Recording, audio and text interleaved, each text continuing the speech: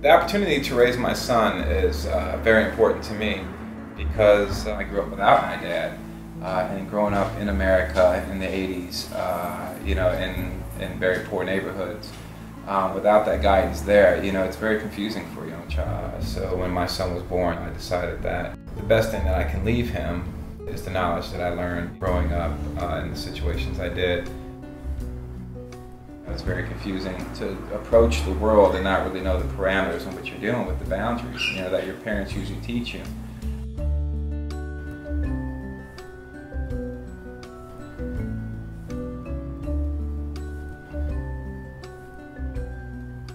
My promise to my son is to be there, because I grew up without a dad, and to be there for him, to me, is the best gift I can give him, to give him the guidance that he needs.